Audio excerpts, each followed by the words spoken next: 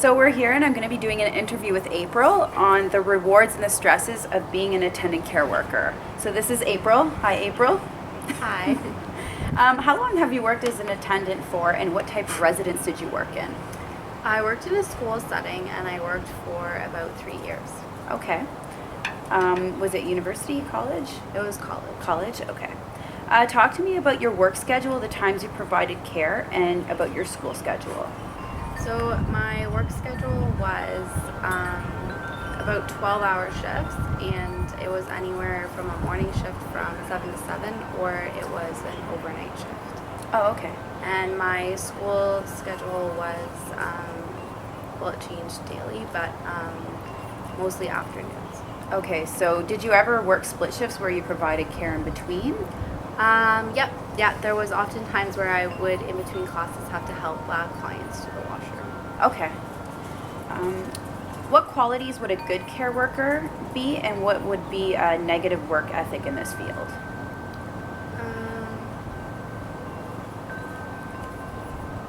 I think just being really friendly and open, and being open to helping them when they need it, but also providing friendship to them. Negative, I would say, would be treating them like they're like belittling them or making them feel like they're younger than you. I noticed that some staff did do that, and the clients wouldn't respond well to them. Like talking down to them whenever you ask them to do something? Yeah, because like a lot of my clients were older than me, so and a lot of times I found that people would look at them like they were younger than them because they have a disability. Okay. Okay, so yeah, talking down. Sorry, the wind's blowing. Talked about the relationships that you've made. Have you stayed friends with any of your clients after you quit working there? Yeah, I actually stayed friends with a girl named Kelly. We became really close while I was working there. We would often hang out outside of my shift hours and watch movies, and pretty much what me and my other friends would do. She lives quite far, so I don't see her often, but we do talk on the phone. Okay. Now talk to me about breaking boundaries. I know as an attendant worker, we all face the challenges of people breaking boundaries. Have you ever been faced with something like that? Yeah, I have. So there was, for about 3 months, I was working with this one client, and the daily routine was I would go in and I would give him a shower and I would wash him. He had no arms, so I assumed he needed help to be washed, so I would wash him head to toe. And then about 2 to 3 months in working, I was talking to one of the other staff who said to me, I have to go back and check on so-and-so. I left him in the shower, and I was like, doesn't he need help to be washed? And she was like, no, actually he does it independently. So like I would say that would be a boundary that was broken for sure. Okay, and how did that make you feel? Kind of, I actually felt like I crossed the boundary when it was more him who crossed the boundary. And just disappointed, I guess, and frustrated. Yeah. Okay. Now, I know saying no to a client is really difficult. I know I've been faced with that challenge. Now, how do you go about saying no if you know that this is maybe something outside of the regulations of your agency, or if it's something that you just don't feel comfortable doing? How do you say no in a polite way? I would definitely say that is something that is difficult to do. I would just really explain, they are human, so I mean sometimes we have to say no to even people who don't have disabilities, and I think it's just the same respect, explaining it to them why you can't or why you have to say no, and giving them other options as well. I'm sure there's other ways that you can do things. Okay, that's a good way to do it. Can you think of a situation where you were left at work and felt very highly stressed out and frustrated? Yeah, actually, I often worked alone. just the way it worked. There was about 5 or 6 clients, and they often didn't need you all at once. But there was the year that I was at Algonquin in residence, there was a fire, and I was doing a client's laundry, and the fire alarms went off. And in college, often the fire alarms get pulled, so I didn't react right away. But then when I walked out into the hall, the whole hallway had filled up with smoke. So then I realized that there was actually a fire. So I had to call the on-call supervisor. We're not in charge of getting the clients out, but a lot of them were quite frightened by this. So I felt very stressed out because I didn't know how to calm them down, because I also had to get out of the building because I wasn't safe. So it was really stressful and hard for me to leave them behind. Yeah. And I guess that's where the firefighters usually come in. And Yeah. did you have a list of, Yeah, a list of the clients and a list of the room numbers. Okay. And all of their rooms are, there's special fire doors, so that it takes a really long time for. it's hard as a care worker to create those boundaries. I remember also when I was doing attending care, that was the same factor, but you have to keep yourself safe. But I get where you're coming from with that. That's stressful. Can you give me like just a brief overview of your duties as an attending care worker? Like what types of things would you have to do on shift? Often it was a lot of toileting, so a lot of helping them go to the washroom in between classes and in the mornings. I would help prepare supper. I would help get them out of their room a lot of the times the wheelchair doors would break on their room, so sometimes it just felt like I was opening doors my whole shift. Toileting, diaper changes, showering. I helped a few girls dye their hair, put on makeup. Now, are those extra little duties? Is that recognized by your agency? Is that something you're supposed to do, or is that something that? I think like it's very broad, like it says personal hygiene. So like it doesn't say like that I have to, I guess, help them with their hair dye, but to me those are things that go into personal hygiene. Like those are things that I do for myself. So. But do you see attendants having an issue with something like that? Where you worked?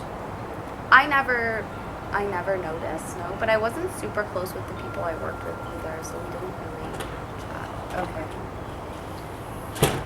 And also you mentioned toileting. Now, did the clients have to schedule their toileting, or was there like a way that they could call you and just say that they had to use the washroom?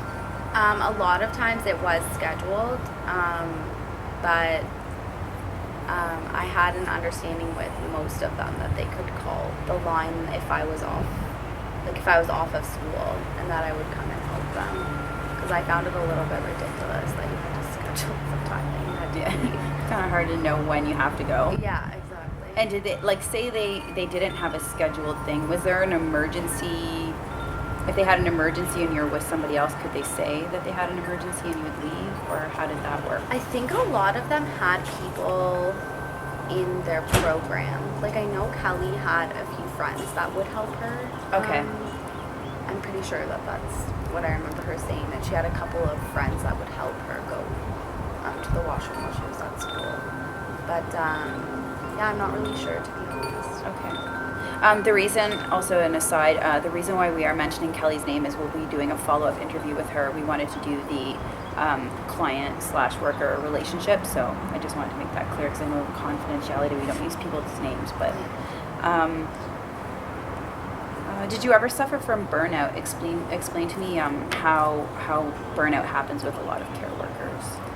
So for me, I think my burnout happened because I lived where I worked. So it was in a residence, and so I essentially lived with the people that I worked with, and I lived where I went to school. So I think it was a lot of there was no shut off. Like I felt like I was kind of always working in a sense. Most clients were really good at realizing when I was on and when I was off, but I think there are often cases where people take advantage, and if they see you in the hall, oh, well, I have to go to the washroom or this and that. And we try to explain to them that you're not working, but it's you still feel obligated Yeah. because it is your job, even though And you're they not like working. you, so they'd rather if you Yeah. did it. Yeah, exactly. Okay. Do you think that attendants are trained enough? And if not, what type of training do you think maybe could be beneficial? I think you're trained on the basics enough. I think some of the training that might be nice is more the communication aspect. So, which sometimes I wonder if you can train that. Like, I think that there's some people that are good at what we do, and there's some people that just don't have that compassion and that interest. And so I think in regards to, I don't know, maybe even just having people come in that have disabilities and practicing on how to communicate with them, because I find people talk down to them a lot and they don't need you to do that. And you know, it could even be like someone is asked to say something, so they say it to the person with a disability, and that person communicates back on how the way that person said it made them feel. Mm-hmm. And just so that they can get a feel for the way that they should be talked to. That makes sense. That's actually a suggestion I had brought forth at somewhere that I worked also. I think just having that interaction would really open up communication. Oh, for sure. How do you feel that society views individuals with disabilities? I think they're viewed as a completely different category. A whole different, I don't want to say species, but like, you know, we're humans, but they're people with disabilities. That's their name. So I feel like they're completely separated from us. I think they're also viewed as that you have to always be gentle with them. Almost like they're breakable. I don't think they're often viewed as equal parts, and I know I was at fault for seeing them that way until I met my one other friend in college, and I realized that he was just like me.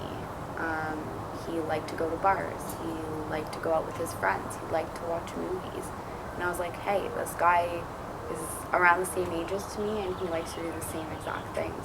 And I never saw it from that way until I met him. And the last question I have for you is, do your friends and family understand your job? Like, when you describe that you're an attendant care worker, do they know what that means? Or? I think they understand part of it, but I don't think they understand all of it. I think they understand the essentials, you know, that I cook dinner, that I help them to the bathroom, but I don't think they understand that essentially you're caring for another person, almost like you would, I don't want to place them in the same category as a child, but almost like you would if you had a child.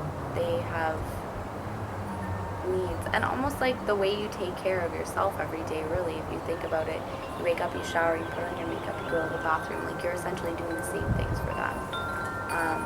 So I think they understand that I go in and I help them do the cooking and the eating and the toileting, but they don't get the other little things that go along with that.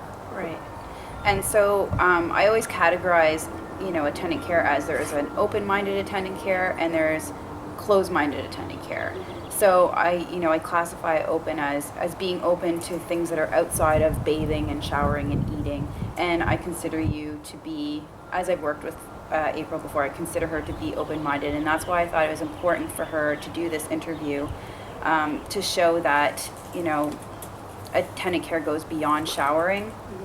And so I thank you for your time, and look forward to working with you again, even though they switched you on me. But thank you so much for your time and tuning in, and I look forward to more interviews in the future.